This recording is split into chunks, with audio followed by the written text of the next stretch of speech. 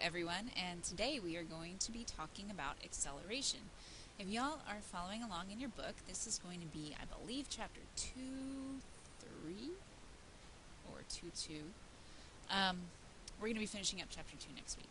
So, when we talk about acceleration, you guys probably think of something speeding up or getting faster. And you wouldn't be wrong, but you wouldn't be entirely right either. Acceleration is going to measure the change in velocity over time. So, much like our velocity equation was the change in distance over time, acceleration is the change in velocity over time. So they look the same, essentially. Now, acceleration can be referring to an object speeding up, which means that our final velocity is going to be much larger than our initial. Or the word acceleration can also mean that something is slowing down. And in that case, your final would be less than your initial. So the average acceleration is equal to the final velocity minus the initial divided by time. Most of the time, our objects are going to start from rest. This means that our initial velocity is going to equal to 0 meters per second. Most of the time. Sometimes the object will already be in motion, but if the problem says from rest, that means that the initial velocity is set equal to 0 meters per second. So, if the equation for acceleration is change in velocity over time, and velocity is meters per second, and time is typically in seconds, that would give us the units of meters per second squared. Kilometers per hour squared is also an acceptable unit of measurement for acceleration. Remember that acceleration has magnitude and direction, just like velocity. What does this mean? This means that your acceleration can be negative. It's okay to say that you are accelerating at -5 meters per second squared. So, what do you think a positive acceleration would tell you, and what do you think a negative one would tell you? So let's look at this mathematically here. A positive acceleration, in order to get that mathematically from this situation, this means that our final has to be larger than our initial, right? We're going to assume that time is always positive because time can never be negative. So the bigger final velocity here, that means your acceleration is going to be a positive number. Let's look at negative acceleration. Same equation. What needs to happen in order for this number to be negative? Well, in this case, your final velocity needs to be less than your initial. But remember that negativity only tells us direction. So, what would happen if you were going in the reverse direction but speeding up? Reverse direction speeding up, you're also going to get a negative acceleration.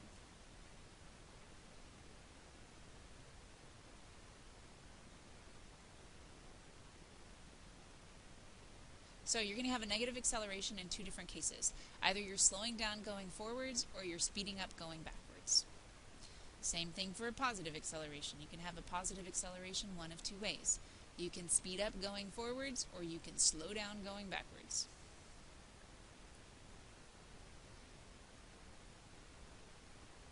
This is always a little bit confusing when you first start learning physics, this idea that the negative and positive doesn't necessarily mean that you're going slower or that you're going faster. It just means that you've changed direction, perhaps. So try to keep that in mind when you're reading your problems and try to make sure to be very mindful of that negative sign. You guys will get real comfortable with it the more problems that we do. So here are some examples. Here's one. A dog sees a squirrel and speeds up from rest to a velocity of 8.3 meters per second in order to chase it. He does this in 2.5 seconds. What is the dog's acceleration? So this problem's pretty straightforward. We have an initial velocity of 0 because it says he's starting from rest. We have a final velocity of 8.3 meters per second, and then we have a time in the problem of 2.5 seconds. This one, luckily enough, is just plug and chug. So we've got 8.3 minus 0 divided by 2.5. When we do that math, we get an acceleration of 3.32. Don't forget to put your units, meters per second squared. Easy enough. Let's look at the next one. This one says, Jenna is speeding down the highway with a speed of 40 kilometers per hour. She sees a cop and slows down to a speed of 30 kilometers per hour in 1.4 seconds. What is the acceleration of Jenna's car? So we have an initial speed in this case of 40 kilometers per hour. Then we have a final speed of 30 kilometers per hour. And we do that in 1.4 seconds. Oops.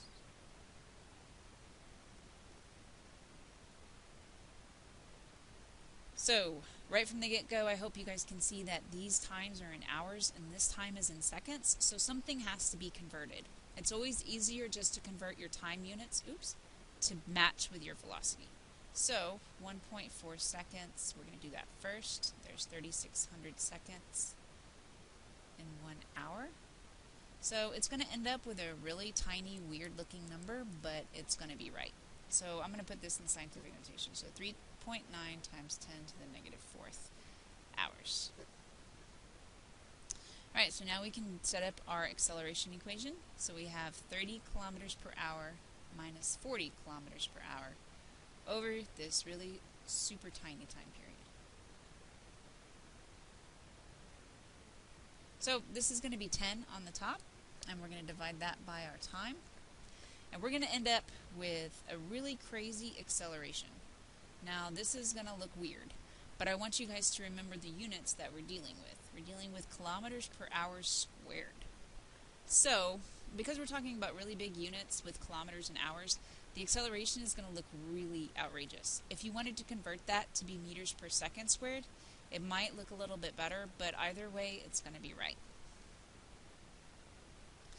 Alright, so here are a couple of example problems that I want you guys to try on your own.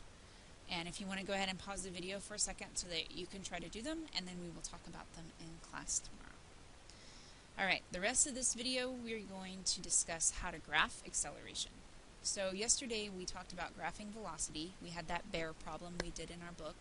So let's talk about what happens when we graph acceleration. So, when graphing acceleration, time is going to go on the independent axis just like always, and velocity is going to go on the dependent. Now, if we have a situation where we have a velocity time graph here, now this line is going to have a slope. Remember that the slope is equal to change in y over x, which in this case is change in v over t, which we just learned is acceleration. So the slope of this line shows a positive acceleration. Now, what does that mean for our graph? In this case, that was a terrible redo, sorry guys. In this case, we can see that as time goes by, the velocity is getting larger and larger and larger. That means that the object is speeding up.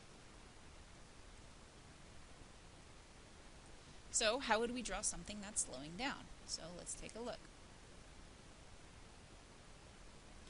So, in order to show something slowing down, we need to show that the velocity is going to decrease over time. In this case, we're going to have a negative slope, which means a negative acceleration. Alright, let's try a couple more. Of course, no slope. If we have this happening, it's just a horizontal line. This means that the acceleration is 0, right? There's no slope, no acceleration happening. The object is having a constant velocity. It's not changing. So, let's take a look at a couple of weird situations. Let's talk about what these lines mean.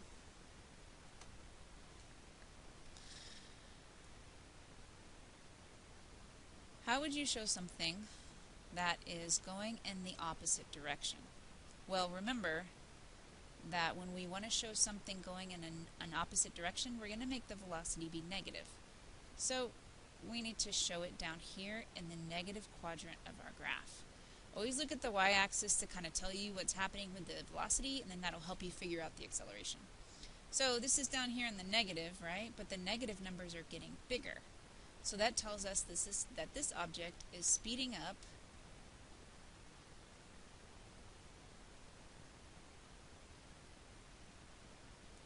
while going in the backwards direction. Same thing, but opposite. If we wanted to slow down while still traveling in an opposite direction, our graph would look like this. If this is the 0 line. Sorry, this is the 0 line right here. Alright, an important skill that you guys kind of need to know is how to convert something from a distance time graph into a velocity time graph and then into an acceleration time graph. So let's look at a really classic example here, and hopefully this will show you guys what's happening. So, here we go. This is a distance time graph. We've already talked about these, saw a couple of them in our bookwork. And let's say the distance time graph looks like this. Now the slope of a distance time graph tells us velocity. And what can we tell about the slope here? Is this slope changing at all? No. That means the velocity is constant. It is the same the whole trip. So if I had a velocity time graph, how would I show that? How would I show a constant velocity on a velocity time graph? Well, I would just draw a straight line, right? I would show that the velocity is not changing as the time increases. So let's go one step further, and let's talk about acceleration time graphs. Now, the slope of a velocity time graph tells us acceleration here. So that means that our acceleration is 0. And how do I show 0 acceleration on an acceleration time graph? Well, I would just draw a line along the 0, right? There is not going to be any acceleration happening, so there should be nothing on my graph. Let's do one more example. We're going to get plenty of these in class, so if you guys are really confused, don't worry about it. We're going to do a lot more as warm-ups. But let's look at this one, because this is a pretty classic example and pretty important. So, there's our distance time graph. Now, what is weird about this slope? The slope is changing, right?